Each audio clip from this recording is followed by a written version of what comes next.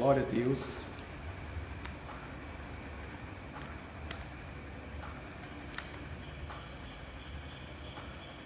Gostaria de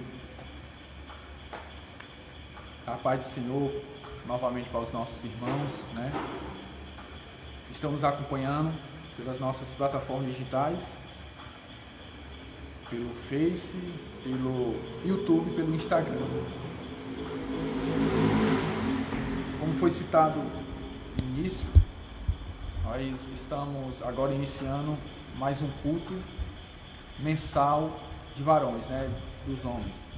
Mas para todos os irmãos que tiverem a disponibilidade, a vontade de poder participar deste momento, para aprendermos mais e mais do Senhor, creio que o Senhor tem algo a falar para cada um de nós. Nós estamos com a série sobre o herói da fé, o rei Davi. No último encontro, falamos sobre o confronto que Davi teve, né? O confronto que Deus o confrontou por meio do profeta Natã, né? Vemos que ele foi confrontado por meio do profeta. Deus o confrontou pelo pecado, né? O pecado de adultério, né? O pecado que ele cometeu com a mulher de Urias. E esse confronto pesou no coração de Davi, né? Vemos ali no Salmo 51 a contrição de Davi. Davi realmente se arrependeu, e Davi, por meio desse arrependimento, dessa confissão, ele foi perdoado. Nesta noite, vamos continuar sobre esse episódio, né? Esse episódio da vida do profeta Natã e as consequências do pecado de Davi. Mas antes de iniciarmos a leitura, gostaria de orarmos juntos para que possamos buscar o favor de Deus por meio da sua palavra, que Ele venha falar aos nossos corações. Amém? Querido Deus e eterno Pai, estamos aqui, Pai, novamente, Senhor Deus, diante da Tua presença, para buscar o Teu favor, Senhor. Conceda graça aos nossos corações, precisamos dela, Senhor Deus, diariamente e constantemente, Senhor. Porque estamos aqui, Senhor Deus, porque sabemos e mostramos, Senhor Deus, que somos dependentes de Ti. Pai, muito obrigado, porque até aqui o Senhor tem sustentado, Senhor Deus, a nossa vida. Senhor Deus, tem colocado bênçãos sem medida, Senhor Deus, a um povo, tanto ao Teu povo como toda a humanidade, Senhor Deus, sem merecimento algum. Tudo por graça e misericórdia. Pai, nos envolve, Senhor Deus, cada vez mais por meio do Teu Espírito, e que possamos compreender a Tua palavra, ouvir e escutar, Senhor Deus, aquilo que o Senhor tem para cada um de nós. É isso que te rogamos e te agradecemos, em nome de Jesus. Amém. Irmãos, hoje nós falaremos sobre os problemas na família. As consequências do pecado de Davi trouxe sérios problemas para a sua família, né? Em especial para ele, né? Vemos que a família, uma família bem estruturada, enraizada em Deus, a família, quando ela é enraizada em Deus, ela é a base de cada um de nós. Ela é o alicerce e refúgio. Ela traz um bem-estar, paz e alegria. Muitas vezes nós estamos no dia a dia no trabalho, semanalmente trabalhando, e quando chegamos em casa, nós queremos ter aquela paz, né? Uma paz da família, filhos bem estruturados, uma esposa sábia para nos ajudar, tanto para o marido como os demais integrantes da família. E uma família bem estruturada traz essa paz, mas infelizmente não é uma realidade para todos, né? Vemos aqui, vamos para Provérbios, o ponto negativo de uma família que não é bem estruturada. Provérbios capítulo 21. Quero ser bem breve e objetivo.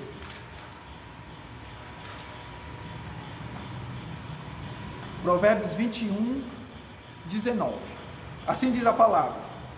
Um dos filhos de Davi, né, o rei Salomão, citando aqui, ele diz o seguinte: melhor é viver no deserto do que com uma mulher briguenta e amargurada. Você vê aqui que esse Provérbios, ele mostra que essa convivência com uma mulher que não é sábia, uma mulher briguenta, torna esse convívio familiar triste, lamentável, como se fosse um sofrimento. Ou seja, para ele é melhor viver no deserto do que com um lar cheio de brigas. E o ponto positivo que eu queria mostrar aqui para alguns dos irmãos Provérbios, o mesmo Provérbios, né? Provérbios 24, o mesmo livro do filho de Davi, Salomão, 24, 27. Amém? Provérbios 24, 27, assim diz: termine primeiro o seu trabalho a céu aberto, deixe pronto a sua lavoura, depois constitua uma família. Você vê aqui que a preocupação de constituir uma família precisa de um trabalho anteriormente, porque família é um projeto de Deus. Família, ela tem que ser bem estruturada, ou seja, devemos sim, anteriormente, antes de constituir uma família, nós temos que trabalhar duro, porque é algo sério, é algo muito essencial e especial aos olhos do Senhor. Gostaria que os irmãos colocassem no Novo Testamento um versículo bastante confrontador, né? Está em Gálatas, capítulo 6. Gálatas 6, depois de 2 Coríntios.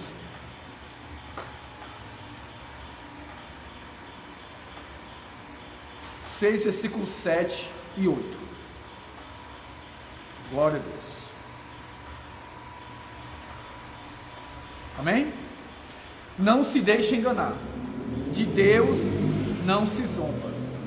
Pois o que o homem semear, isso também colherá. Esse versículo, ele mostra um pouco sobre o que vamos ver lá na frente, sobre as consequências do pecado de Davi. A primeira frase aqui, que vemos nesse versículo, no versículo 7, ele diz que não se deixe enganar. É comum sermos enganados por nós mesmos, é comum que sejamos enganados pelo engano do pecado, pelo diabo. Foi assim que aconteceu no jardim do Éden.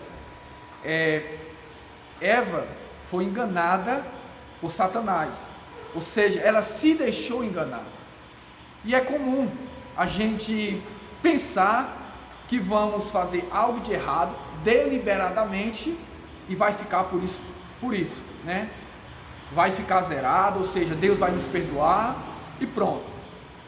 Mas Deus, ele nos orienta por meio aqui do apóstolo Paulo, que seria um engano pensar dessa forma. Seria um engano ver que a gente ia colher algo que nós não semeamos, que a gente ia semear caju e colher abacate. Isso era um engano.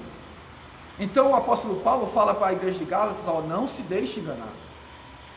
E muitos de nós que estamos na época da graça, né, nós podemos ter essa facilidade de pensar que não, hoje em dia nós não vamos colher. O Senhor já nos perdoou os pecados anteriormente e também os pecados do futuro. E na continuação do versículo diz o que? De Deus não se zomba. O que é que vejo nessa parte, irmãos? Ele fala aqui para a igreja, né? Não se deixe enganar, de Deus não se zomba. eu vejo aqui que todo pecado deliberado é zombaria de Deus. Ou seja, quando toda iniquidade, você sabe que aquele pecado é errado, você sabe que aquilo que você vai fazer é errado, mas você vai continuar fazendo, você continua deliberadamente pecando, e isso é uma afronta, isso é uma zombaria a Deus. E o restante, né, que você vê aqui, o versículo 8 diz o seguinte: quem semeia para a sua carne, da carne colherá a destruição, mas quem semeia para o Espírito, do Espírito colherá para a vida.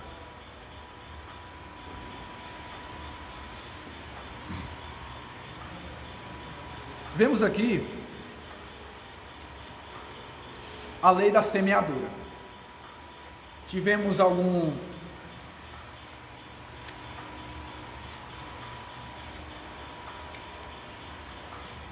um estudo sobre o livro de Jó,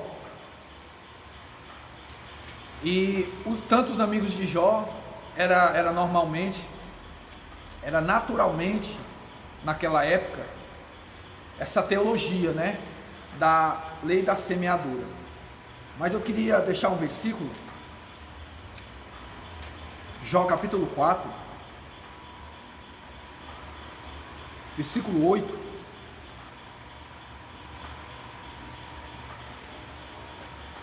Um dos amigos de Jó, o que ele retrata aqui, não era direcionado a Jó, porém não se aplicava a Jó, né? Jó capítulo 4, versículo 8 diz o seguinte: pelo que eu tenho observado, quem cultiva o mal e semeia a maldade, isso também colherá. Nós vemos que na casa de Davi, as consequências do seu pecado vieram sobre a casa de Davi. Eu gostaria agora que os amados irmãos fossem para o texto que vamos meditar nele, que é 2 Samuel, capítulo 12.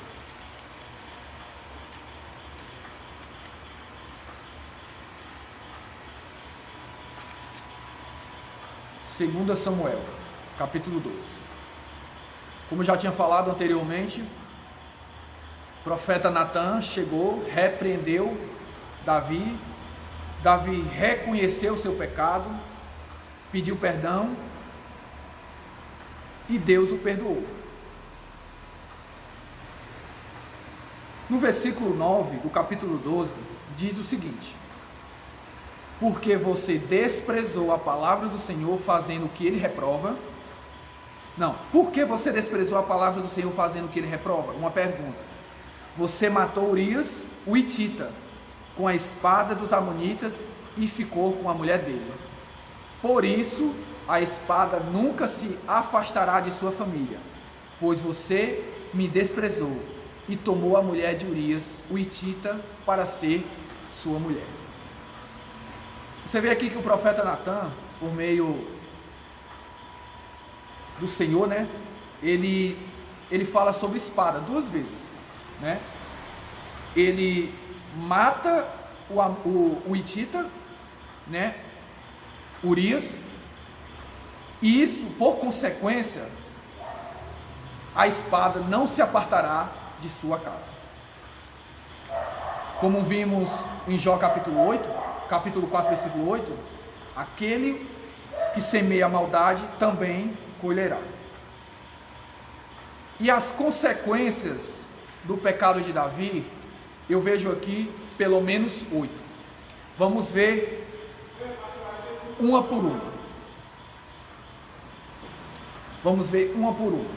A primeira consequência é a infidelidade conjugal. Primeira, no versículo 11, ele diz o seguinte, 2 Samuel, capítulo 12, versículo 11.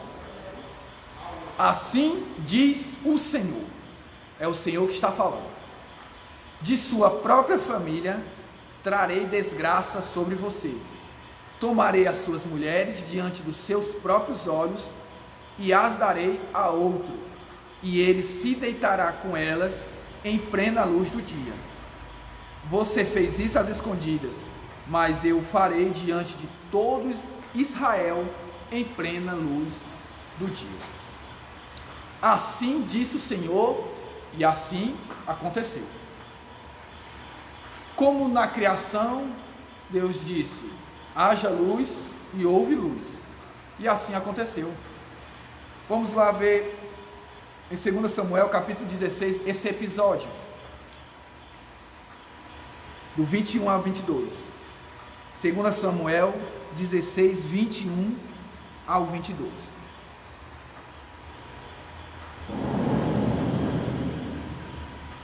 Aitofel respondeu: aconselho que tenha relações com as concubinas de teu pai, que ele deixou para tomar conta do palácio. Então todo Israel ficará sabendo que te tomastes repugnante para teu pai, e todos os que estão contigo se encherão de coragem. E assim armaram uma tenda no terraço do palácio para Absalão, e ele teve relações com as concubinas de seu pai, à vista de todo Israel. Você vê que no capítulo 12, versículo 11, o Senhor disse que existiria, essa infidelidade no meio da sua casa. E o próprio filho Absalão se deitou com as concubinas de seu pai, no terraço, à frente de todo Israel. Ou seja, aquilo que Davi fez às escondidas, ele colheu às claras. O seu filho deitou com as suas esposas. A segunda consequência foi a perda do filho, daquele filho, do ato pecaminoso com Batseba. 2 Samuel 12, versículo 15. Depois que Natã foi para casa, o Senhor fez adoecer o filho que a mulher de Urias dera a Davi. E o 18, 7 dias depois, a criança morreu. Você vê que o fruto da relação pecaminosa de Davi com Batseba morreu. Um fruto. Houve, na verdade, cronologicamente, esse foi a primeira consequência do seu ato. A terceira consequência, o terceiro motivo, foi o incesto entre os irmãos,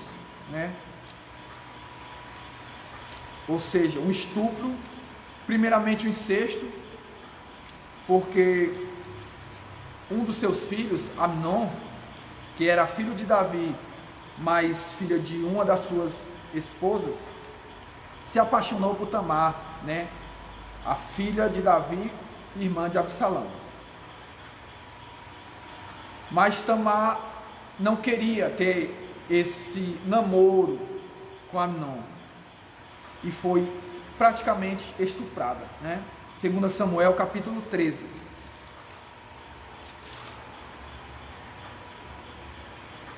Versículo 1 e 2. Depois de algum tempo, Amnon, filho de Davi, apaixonou-se por Tamar. Você vê aí a questão do incesto. Ela era muito bonita e era irmã de Absalão, outro filho de Davi. Amnon ficou angustiado ao ponto de adoecer por causa de sua meia-irmã, Tamar, pois ela era virgem e parecia-lhe impossível aproximar-se dela. Você vê aí já um erro, um irmão se apaixonar por outro, e ele ficou tão angustiado que chegou a adoecer, porque seria muito difícil se aproximar dela. No versículo 11 do mesmo capítulo, ele se aproximou, dela, fingiu que estava doente e disse: deite-se comigo, minha irmã. Mas ela lhe disse: não, meu irmão, não me faça essa violência.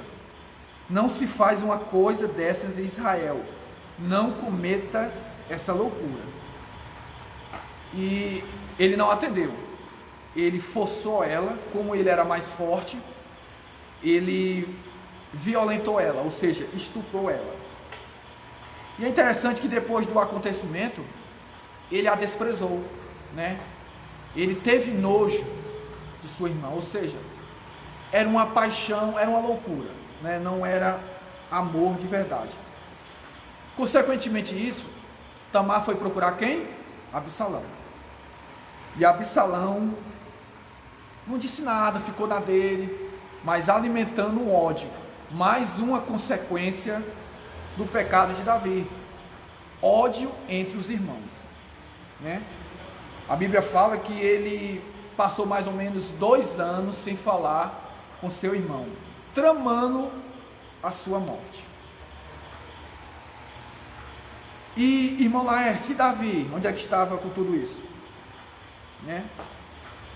No mesmo capítulo, no versículo 21, 2 Samuel 13, 21, diz o seguinte: ao saber de tudo isso, o rei Davi ficou indignado. Só ficou indignado. Não fez nada, foi bem passivo. E isso, consequentemente, ocasionou coisas piores.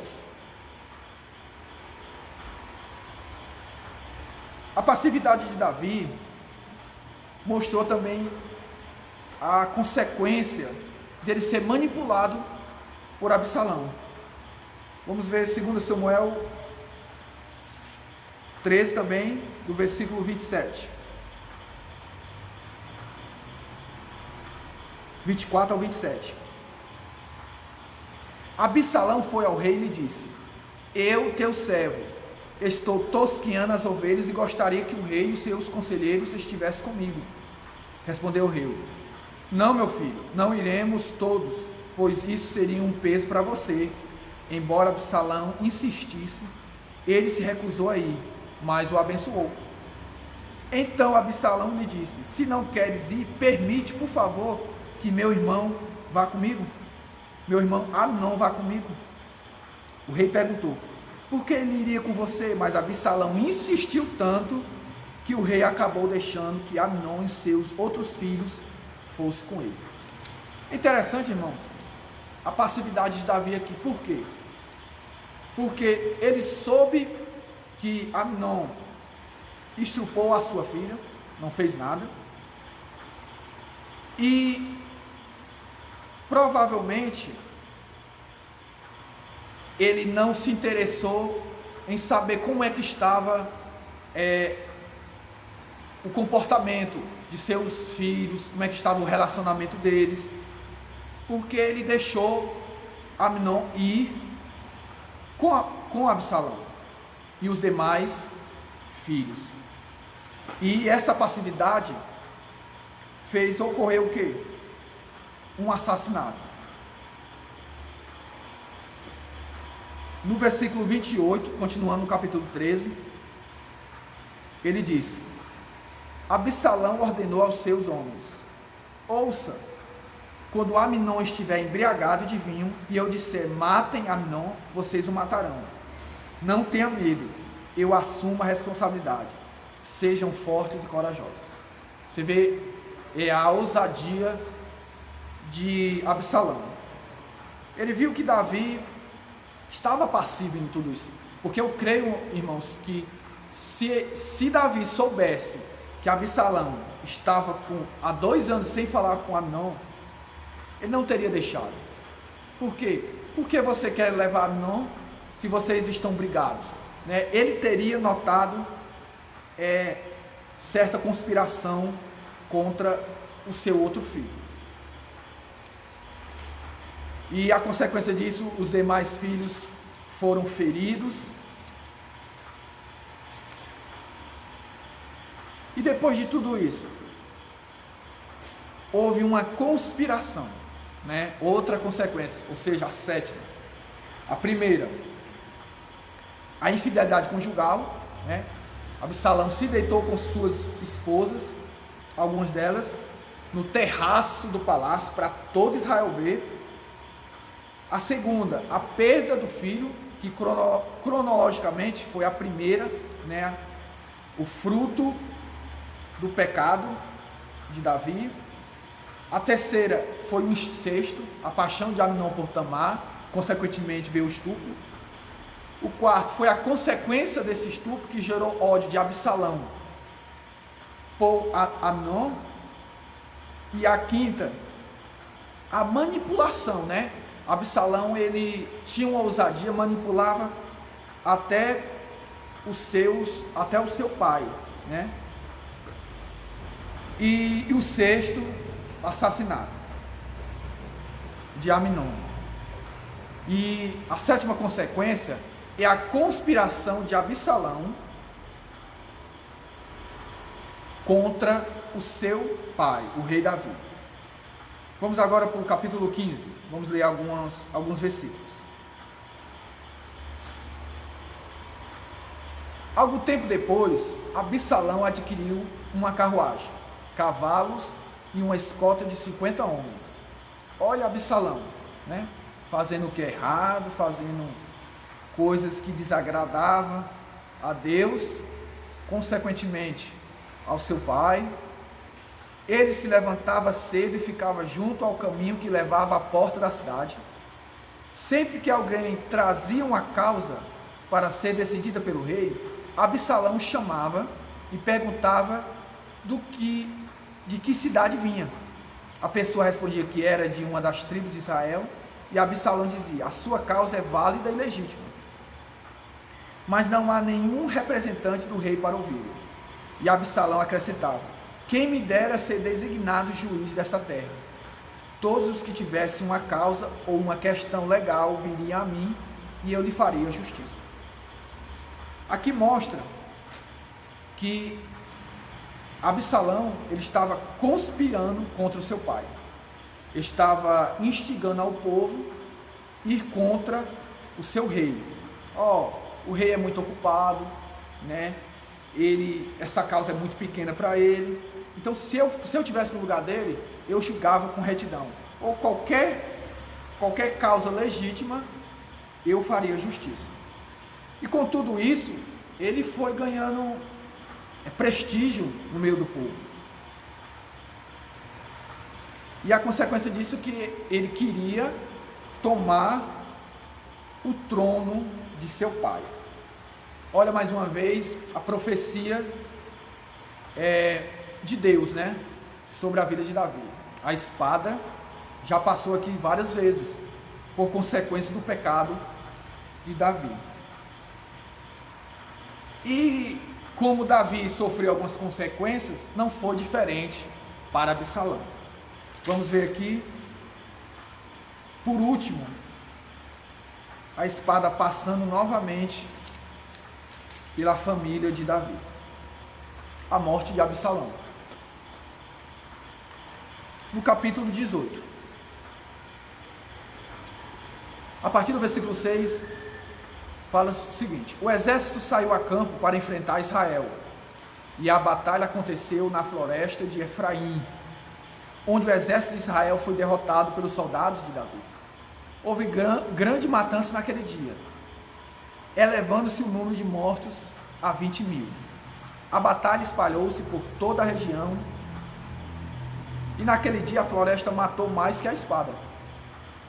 Durante a batalha, Absalão, montado em sua mula, encontrou-se com os soldados de Davi. Passando a mula debaixo dos galhos de uma grande árvore, Absalão ficou preso nos galhos pela cabeça, ficou pendurado entre o céu e a terra, e a mula prosseguiu. Ou seja, Absalão se enganchou em uma dessas árvores, né? E antes disso, Davi tinha feito um pedido, né, aos seus comandantes, aos seus soldados, que por amor a mim, tratem bem o jovem Absalão. Olha a misericórdia de seu pai, né? Vemos aqui a misericórdia de Davi por meio do seu filho.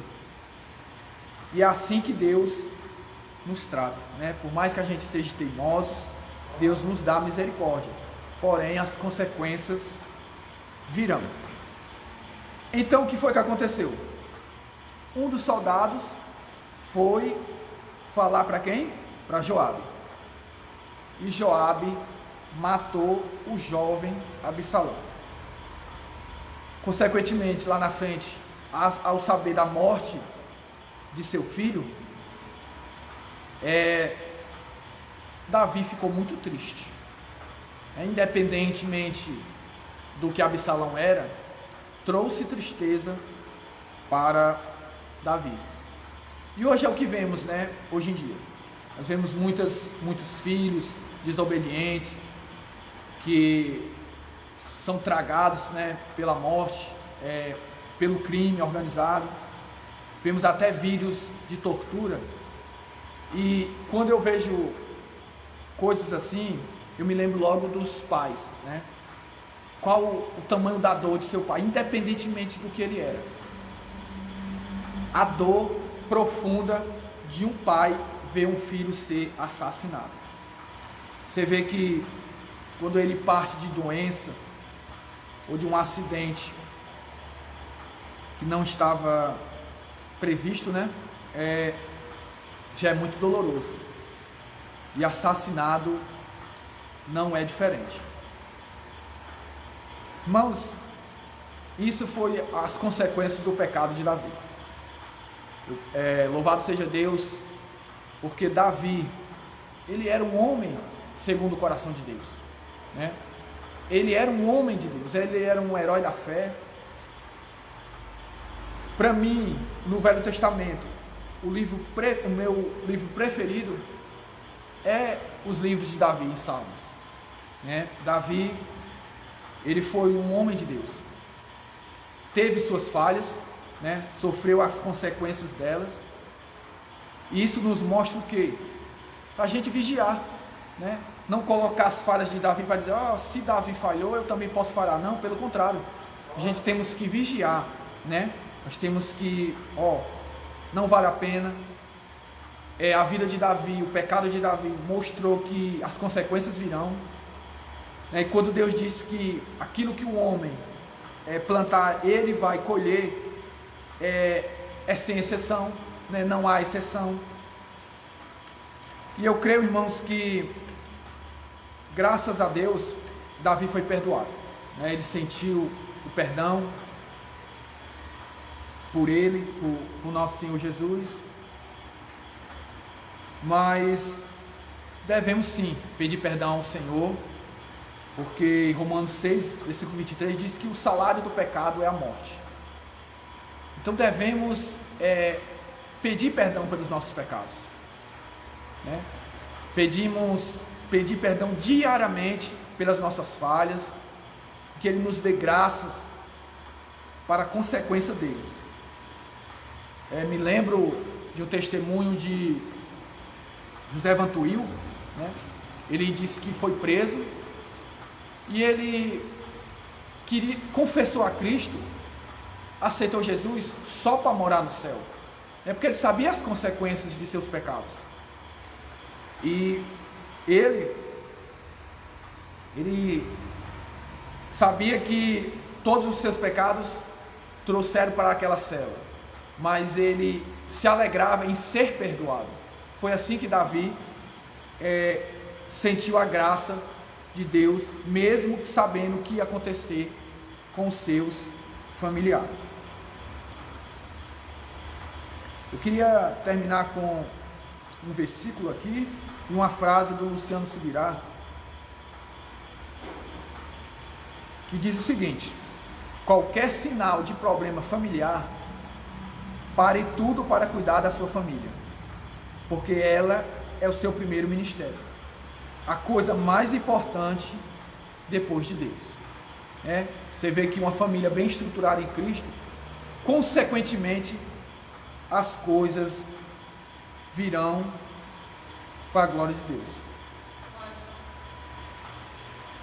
E o versículo que eu gostaria de finalizar para não ficar com as minhas palavras e as palavras do Luciano, né, o pastor Luciano Subirá, é 1 Timóteo 5,8, um versículo bastante conhecido, que diz o seguinte: se alguém não cuida de seus parentes, e especialmente os de sua própria família, negou a fé, e é pior que um descrente.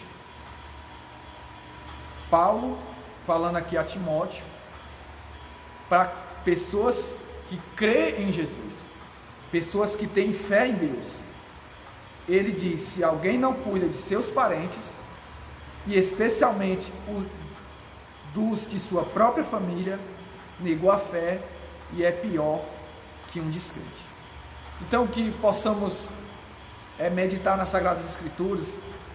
Você vê que ali em Deuteronômio capítulo 6, e nos orienta a ensinar os nossos filhos no levantar, no caminhar com ele e no deitar, né? Como ali o Josué falou que eu e a minha casa serviremos ao Senhor. E eu creio que Deus é fiel, creio que nem sempre, infelizmente, os nossos familiares vão reconhecer o nosso Senhor, né, o nosso Deus, mas eu creio que se fizermos a nossa parte, colheremos bons frutos para a honra e glória de Deus.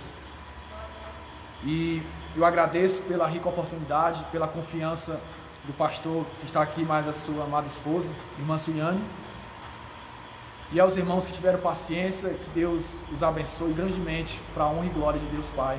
Amém.